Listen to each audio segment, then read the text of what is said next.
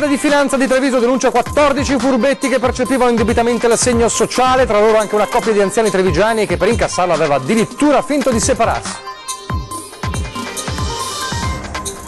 Scende in politica il giudice trevigiano Angelo Mascolo, che la scorsa primavera aveva fatto scalpore con le sue dichiarazioni sulla legittima difesa, e candidato al Parlamento con noi, con l'Italia. Una chiesa gremita di gente, le parole di una canzone di Guccini lette sull'altare, la maglia che aveva voluto per il suo 18° compleanno. Oggi San Fior si è fermata per salutare Massimo, il giovane morto in un terribile incidente stradale. Paura per un incendio in un'azienda di Spresiano la scorsa notte, intervento dei vigili del fuoco, distrutte 3 motrici, indagini in corso, non è esclusa l'origine dolosa. Il caso del residence Le Filande di Villorba, le 8 famiglie da 3 giorni al buio e al freddo, intervento del comune, primi pasti caldi, intanto la procura per un'inchiesta. Piazza Duomo a Treviso, via al secondo stralcio dei lavori di rifacimento del porfido, ma le auto potranno transitare. 16 sfilate in 14 comuni, 70 carri mascherati con 7.000 figuranti, l'edizione 2018 di Carnevale di Marca con numeri da record. Telespettatori di Antenna 3, buonasera, ben ritrovati. L'edizione trevigiana dei nostri telegiornali che si apre con l'indagine della Guardia di Finanza di Treviso che ha scoperto la frode all'INPS, una frode con protagonisti 14 furbetti che percepivano indebitamente l'assegno sociale, 12 stranieri e 2 italiani, una coppia di anziani trevigiani che per incassare questo assegno aveva addirittura finto di separarsi.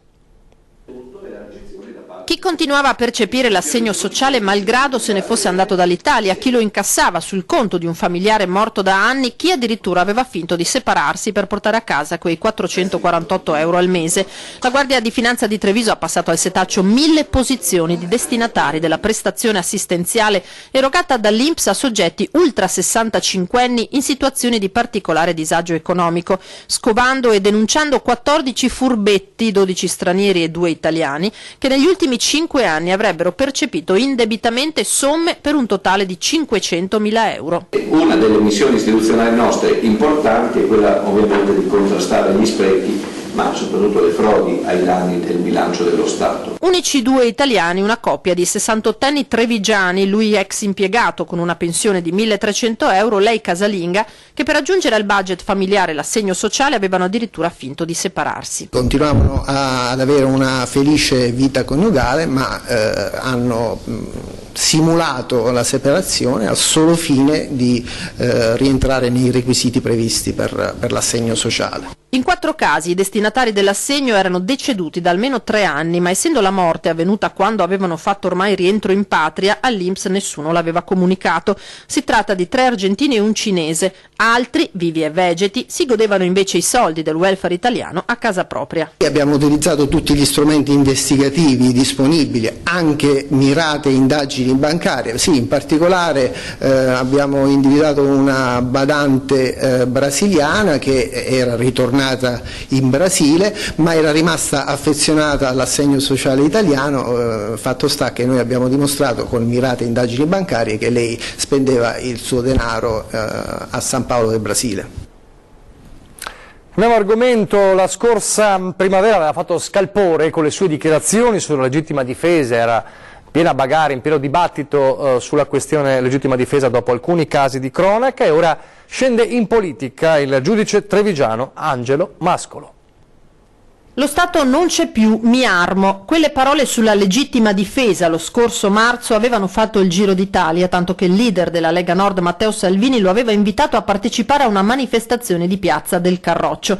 A distanza di 10 mesi l'annuncio, Angelo Mascolo, controverso GIP del Tribunale di Treviso, si candiderà al Parlamento. Non nelle file della Lega però, ma in quelle della cosiddetta quarta gamba centrista. Oggi a mezzogiorno è partita la richiesta di aspettativa per motivi elettorali al CSM e domani mattina alle 9 il plenum straordinario dovrebbe deliberare. Nessuno, guardi, è una candidatura un po' così, nessuno mi ha riservato posti blindati o altro, mi è stato chiesto dalla cosiddetta quarta gamba di candidarmi, e siccome apprezzo le persone che mi hanno fatto questa richiesta, ho pensato che se bisogna, che è inutile stare in casa a brontolare davanti alla televisione, che se si vuole cercare di fare qualcosa di meglio, i migliori, modestia a parte, i migliori si devono mettere in gioco, perché altrimenti ci saranno sempre i peggiori. Camera o Senato, Mascolo non lo dice e nemmeno il collegio. Comunque non sarà a Treviso, perché io non posso candidarmi a Treviso, né in una zona che sia, diciamo, sotto la giurisdizione di Treviso. Il magistrato respinge con forza l'accusa di aver cercato, con le sue esternazioni della scorsa primavera, di darsi visibilità. Io ho sempre fatto il mio dovere e quello che ho scritto non l'ho scritto certo per chiedere candidature. Ed ora a San Fior di Sotto, siamo a San Fiore, un paese in lacrime, l'addio a Massimo Pizzoli, 18enne morto tragicamente in un incidente stradale sabato notte. Sopra la bara la maglia con la sua foto, quella maglia che lui aveva tanto voluto e che aveva indossato per il suo 18° compleanno. Un giorno di festa quello, tanti sogni, tanti desideri. Tutto è finito quel maledetto giorno, quando l'auto si è scontrata frontalmente contro un'altra vettura, ad avere la peggio Massimo Pizzola alla guida dell'appunto, accanto al giovane l'amico di sempre, ferito gravemente e ricoverato tuttora all'ospedale cittadino. Le sue condizioni sono migliorate, ma non è potuto essere fisicamente presente per l'ultimo saluto a Massimo. Fisicamente, perché nel cuore e nell'anima lui era lì, accanto alla persona con la quale aveva diviso e condiviso parte della vita. Ed oggi, nella chiesa parrocchiale di San Fior di Sotto, l'ultimo saluto al 18enne. Tantissima gente, molti giovani, sia i compagni di scuola dell'istituto Ipsia di Vittorio Veneto che gli amici di Software. E le parole di Guccini, canzone per un'amica, letta dal parroco di San Fior. Pensare che ancora vivi, voglio pensare che ancora mi ascolti e che come allora sorridi e che come allora sorridi. Se lo dice Guccini, lo dice Gesù Cristo, almeno a uno di due dovrei dare una fiducia. Poi le rose bianche in mano agli amici ed i palloncini lasciati volare in cielo con tante frasi: rimarrai nel mio cuore, sarai il mio tutto per sempre. Le lacrime ed il dolore di chi con Massimo ha vissuto questo tragitto, seppur breve ma pieno di emozioni. Massimo lascia i genitori del fratello e tantissimi amici che ancora si domandano perché. Fuori dalla chiesa ad attenderlo moltissima gente, tutti per accompagnarlo nel suo ultimo viaggio.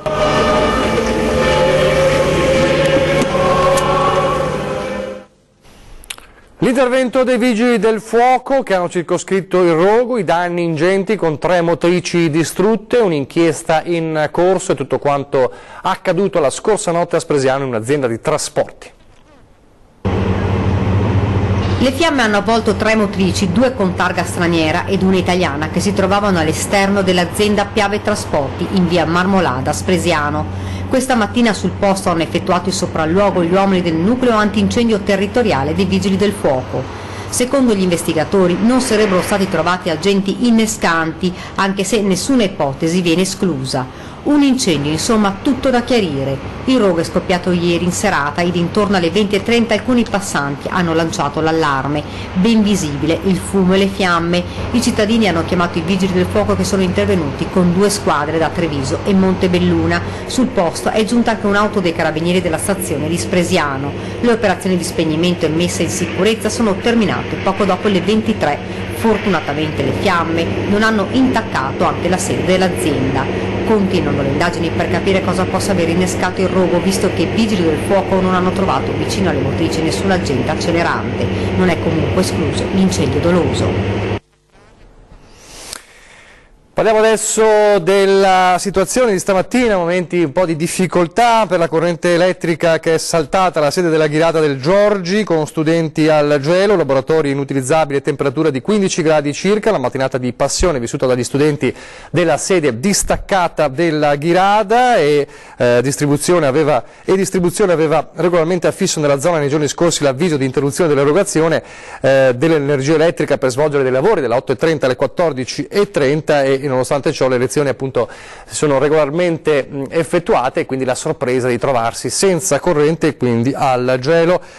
Inizialmente non sono state sospese le lezioni, gli studenti costretti a raggiungere l'istituto nonostante l'attività fosse impossibile vista la mancanza dell'energia. A rendere ancora più grave la situazione era la temperatura interna ovviamente che non superava i 14 gradi. Proprio per questo motivo la dirigenza scolastica ha infine deciso di permettere ai ragazzi di tornare a casa alle 12. Ben più grave invece sappiamo la situazione che stanno vivendo 8 famiglie da 3 giorni al buio e al freddo nel residence Le Filande di Villorba. Abbiamo raccontato ieri la vicenda, oggi ci sono nuovi sviluppi. C'è un'inchiesta della magistratura? A questa domanda non posso rispondere. Risposta che conferma come la Procura abbia aperto un fascicolo sul caso del residence Le Filande, le 8 famiglie che da 3 giorni sono al buio e al freddo. Un'inchiesta per stabilire responsabilità a tutti i livelli per una vicenda che dal sociale rischia di finire nel penale. I magistrati vogliono vederci chiaro sul progetto per padri separati e famiglie in difficoltà che dovevano trovare in questa struttura una soluzione seppur temporanea grazie al sostegno economico della Regione attraverso una cooperativa di gestione. E non c'è solo il denaro al centro dell'attenzione, ma la legalità dell'intero progetto, ad iniziare dalla cubatura dei locali in rapporto agli ospiti, con esempi come la famiglia di 5 persone che vive in 20 metri quadri. Ci sono diversi soggetti coinvolti, diversi enti e bisogna che ciascuno si prenda le proprie responsabilità. Come dire che presto potrebbero essere coinvolti tutti, dalla cooperativa di gestione del comune di Villorba, dall'URSS 2 alla regione del Veneto. Questo è il fronte giudiziario. Su quell'operativo, oggi dopo 3 giorni al freddo, sono arrivati finalmente i primi pasti caldi. Pasta asciutta, primo, secondo, e antipasto, acqua, pane, frutta, banane e tutto. Senti che bello, amore. Wow! È caldo? Pronto? Metti su. Ieri ho già firmato l'ordinanza che impone alla cooperativa di riattivare l'energia elettrica, avvisando che se entro 24 ore la corrente non verrà ripristinata e con questa l'acqua sanitaria calda, il riscaldamento e la possibilità di utilizzare i fornelli, provvederà il comune in danno, cioè chiederemo i soldi che spenderemo poi alla cooperativa stessa. Perché la situazione al di là dei pasti è critica anche sotto il profilo igienico-sanitario. Ma è vero che la bambina non voleva neanche andare a scuola? No, perché aveva freddo. E stava tremando dal freddo e fa sto a casa sotto le coperte.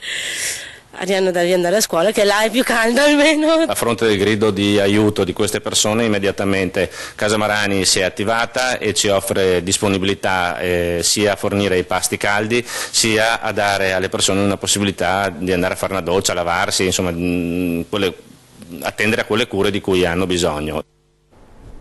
Ed ora la vicenda quote latte. Come sappiamo la Corte di Giustizia europea che ha condannato l'Italia a dover riscuotere ciò che manca, 1,3 miliardi di euro per l'Italia, sono 400 milioni in Veneto e ci sono anche ovviamente allevatori trevigiani che dovranno pagare, ma proprio il mondo degli allevatori si divide su questa vicenda. Siamo al punto che la Comunità Europea ha condannato l'Italia per non aver applicato il regime delle quote latte, questa è la verità, non per non aver recuperato i soldi dagli allevatori come purtroppo viene detto. Racconta così il presidente degli allevatori COSPA l'ennesimo capitolo della vicenda quote latte. Una storia lunga 20 anni, tanti ne sono passati da quando sono state girate queste immagini.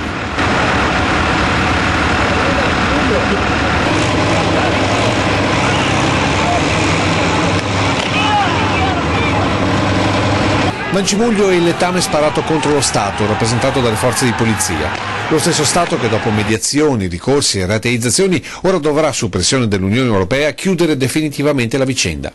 Un fronte caldo, con gli allevatori che non intendono recedere dalla posizione che vede lo Stato e non gli agricoltori sul banco degli imputati. L'Italia, tramite l'AGEA e l'AIMA, a suo tempo ha mandato in Comunità Europea dati sui quali non sono stati fatti i controlli necessari e dovuti da parte dei regolamenti comunitari. Abbiamo trasferito in Europa i dati di stalle che hanno prodotto latte senza avere le vacche. Questo ha generato uno sforamento della quota nazionale e il pagamento di queste multe. Ecco perché il COSPA continuerà la battaglia per non pagare. Noi non dobbiamo neanche un euro alla Comunità Europea, è la Comunità Europea che deve 4 miliardi di euro al settore primario italiano e questa è la battaglia da fare. Diversa la posizione dell'Associazione Produttori Latte del Veneto, con il presidente che per primo ha sanato lo sforamento delle quote. Aprola ha sempre avuto l'idea della legalità, per cui i nostri soci in gran parte, se non la totalità, in qualche maniera hanno rateizzato sia la prima di Alemanno che con la seconda di Zaia, e credo che ci siano pochi problemi. Non riesco a capire quanti possano essere ancora gli allevatori che hanno ancora delle pendenze. Mi dà da pensare comunque che in tutti questi anni anche la politica doveva essere un po' più presente e capire quello che stava succedendo. Per chi non sanerà, ci sarà comunque la trattenuta dei contributi da parte di Agea e AIMA, sottolinea il Presidente, che sulla situazione attuale suggerisce. Io credo che ogni situazione vada analizzata caso per caso, perché è difficile dare consigli in determinate situazioni, perché qua le situazioni economiche delle aziende le conosciamo solo noi che siamo del settore e che effettivamente sappiamo con quanta difficoltà ogni giorno ci troviamo ad affrontare il mercato. Adesso la pubblicità, poi torneremo a parlare della polemica sul regolamento del verde a Treviso.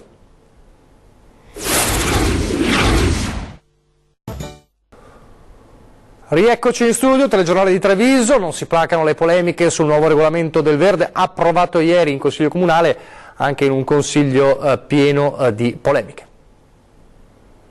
Regolamento del verde pubblico e privato approvato ai 300 dopo una discussione infinita, maggioranza e opposizione ai ferri corti, misura per tutelare gli alberi di pregio per l'amministrazione, norme che penalizzano i cittadini per le minoranze.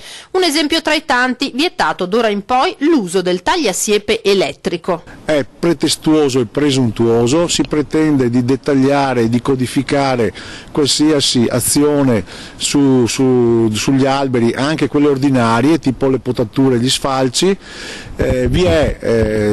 comune, l'amministrazione comunale mette la mano sulla tasca dei cittadini, perché per quasi ogni azione si dovrà chiamare un professionista abilitato e quindi farsi fare una relazione che costa, e quindi diventa un incubo di una onerosità tale che porterà probabilmente anche le persone a dover magari tagliare o potare gli alberi senza comunicare al comune nulla. Per non parlare della burocrazia, le comunicazioni al comune andranno presentate via PEC, attacca Zampese, secondo cui la gran parte dei cittadini ignorerà le prescrizioni. Le sanzioni sono tutte inferiori al costo della relazione agronomica, quindi ovviamente una persona potrà dire: io taglio, non vado certo a farmi fare la relazione, se poi mi scoprono pago la sanzione che tanto è inferiore al costo del professionista. Vogliamo spiegare bene ai cittadini, non stiamo a guardare come il cittadino nella propria abitazione, nel proprio giardino taglia i cespugli, né se pota le rose, ma ci sarà attenzione se alberi secolari presenti in molte belle abitazioni della nostra città vengono tagliati solo per una volontà del proprietario. Nessuna interferenza, dice Tocchetto, nella quotidianità dei trevigiani. Non è un regolamento che entra nelle case nelle case, ma è un regolamento che cerca di mettere delle condizioni affinché begli alberi non vengano tagliati in modo indiscriminato. Mi dispiace che l'opposizione un po' da questo punto di vista qui esageri nel voler dire che questa amministrazione punisce il privato nel taglio dell'erba. Non è proprio così. In centro adesso per il secondo stralcio dei lavori in Piazza Duomo, al via da lunedì.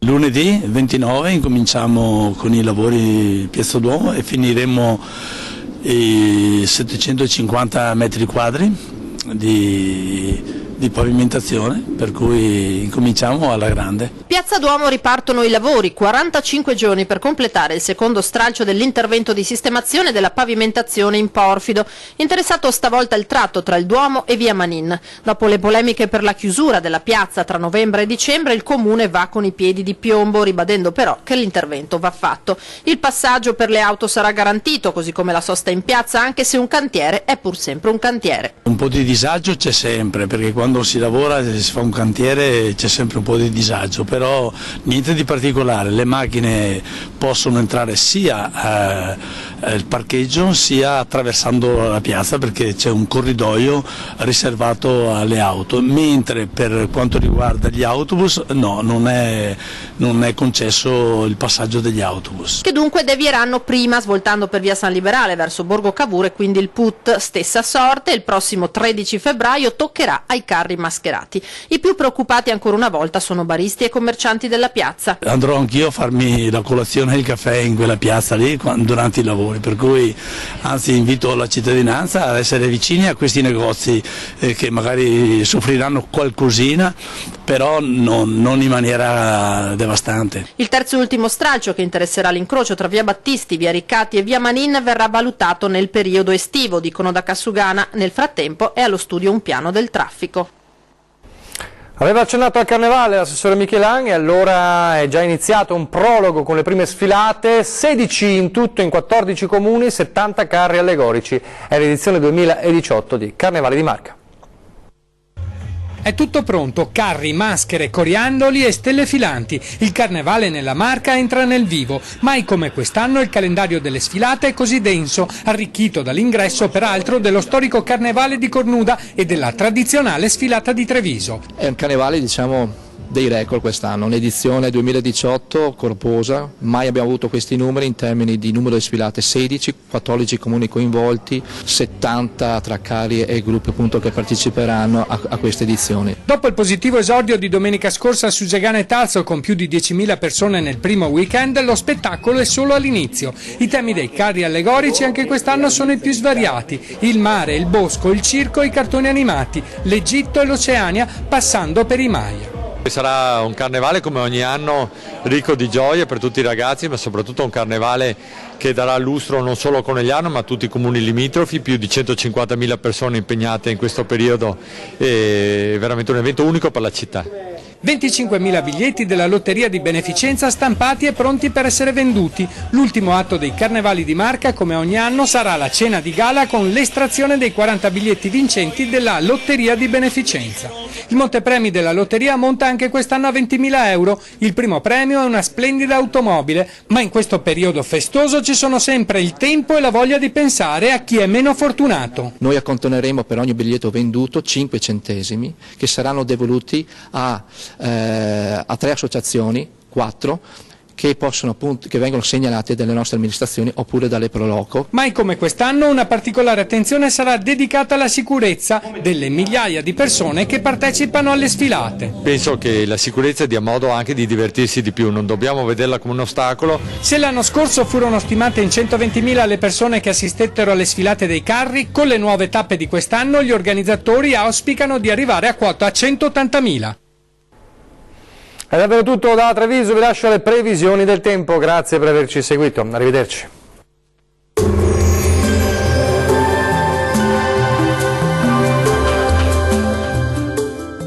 Vacil Frutta, Adriatica, la Valle dei Sapori, un nuovo mondo alimentare. Avacil di Breda, Treviso. Molte nubi sul Triveneto, dove è atteso un peggioramento del tempo col passare delle ore. Vediamo insieme il dettaglio di venerdì 26 gennaio. Sul Veneto al mattino locali foschie e nubi basse sui settori orientali, più soleggiato invece altrove. Col passare delle ore più nubi un po' ovunque sulla nostra regione e anche con piogge a carattere sparso entro sera. Le temperature massime saranno comprese tra 7 e 11 gradi, valori minimi tra 3 e 7 gradi circa. Spostiamoci ora a vedere la situazione del Friuli Venezia Giulia. Il cielo sarà irregolarmente nuvoloso e a tratti anche coperto, con qualche debole pioggia sparsa, specie sui settori settentrionali. Più asciutto anche con spazi soleggiati altrove. Le temperature massime saranno comprese tra 9 e 13 gradi, valori minimi tra 5 e 8 gradi circa. Concludiamo infine con uno sguardo alla situazione del Trentino Alto Adige. Sarà instabile sui settori centro-meridionali della nostra regione, con qualche precipitazione localmente anche a carattere nevoso. Asciutto altrove con qualche foschia o nebbia, più sole sui settori di confine. Le temperature massime si attesteranno intorno ai 9 gradi, valori minimi tra 4 e 7 gradi circa. Infine la situazione dei mari e dei venti. Il mare sarà generalmente mosso, i venti moderati da sud-est. Dal meteo di Antenna 3 per ora è tutto, arrivederci.